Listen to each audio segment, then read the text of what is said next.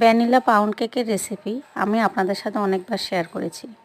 তারপরও প্রতিদিন নতুন নতুন আপু ভাইয়ারা আমার সাথে যুক্ত হন, এই জন্য আপনাদের সাথে শেয়ার করা।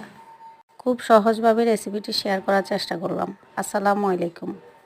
আবারও চলে আসলাম আপনাদের জন্য নতুন ভিডিও নিয়ে। কেকটা বানানোর জন্য আমি প্রথমে একটা চালনিতে নিয়ে নিলাম 1.5 কাপ ময়দা। 1.5 কাপ ময়দার জন্য নিয়েছি 1.5 চা চামচ বেকিং পাউডার আর স্বাদ মতো লবণ। প্রতি হাফ কাপ ময়দার জন্য হাফ চা চামচ বেকিং পাউডার। আমি একটু বেশি পরিমাণে কেক বানাবো, এই জন্য আমি ময়দার পরিমাণও বেশি নিয়েছি। এখন আমি শুকনো উপকরণগুলো একটা চালনিতে চেলে নিব। সাথে কিন্তু আমি 6 টেবিল চামচ গুঁড়ো দুধও দিয়েছি। শুকনো উপকরণগুলো চেলে নিলে কেকটা ভালো হবে। এখন আমি আরেকটা বাটিতে নিয়েছি 6টা ডিম। প্রতি হাফ কাপ ময়দার জন্য আমি নিয়েছি 2টা ডিম, এই জন্য এখানে 6টা ডিম নিয়েছি 1.5 কাপ ময়দার জন্য। আর চিনিও দিব আমি 1.5 কাপ।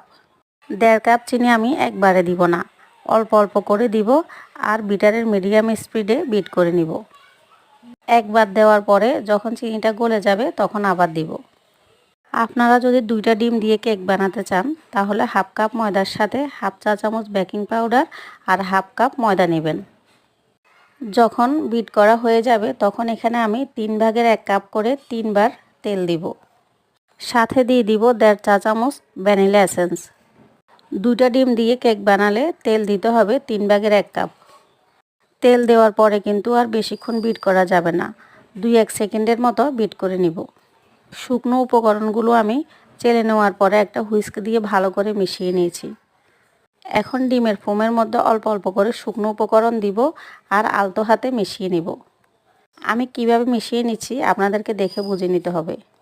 শুকনো উপকরণগুলো একসাথে মেশানো যাবে না, অল্প অল্প করে দিব আর আস্তে আস্তে মিশিয়ে নিব।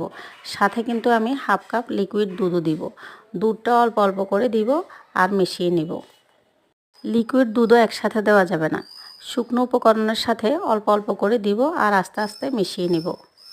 শুকনো উপকরণগুলো খুব ধৈর্য সহকারে আস্তে আস্তে মিশিয়ে নিতে হবে। শুকনো উপকরণ মেশানো ভালো না হলে কেকটা কিন্তু ভালো হবে না। 2টা কেকের মোল্ডের মধ্যে আমি আগে থেকেই বেকিং পেপার বিছিয়ে নিয়েছি। এরপর আমি 2 ভাগ করে কেকের ব্যাটারটা দিয়ে দিব। তারপর একটা কাঠি দিয়ে একটু নেড়ে দিব যেন ভিতরে কোনো বাতাস জমে না থাকে। এরপর একটু ঝাঁকিয়ে দিব। কেকটাকে আমি 30 মিনিটের মতো ওভেনে বেক করে নিয়েছি। এক একজনের ওভেনে এক এক রকম সময় লাগতে পারে। কেকটা গরম থাকা অবস্থায় আমি সুগার সিরাপ ব্রাশ করে নিব। সুগার সিরাপটা ঠান্ডা আর কেকটা গরম অবস্থায় থাকতে হবে, ঠিক সেই পর্যায়ে সুগার সিরাপ ব্রাশ করে নিতে হবে। কেকটা ঠান্ডা হলেই মোল্ড আউট করতে হবে। গরম কেক মোল্ড আউট করতে গেলে অনেক সময় ভেঙে যায়। সবাই ভালো থাকবেন। আল্লাহ হাফেজ।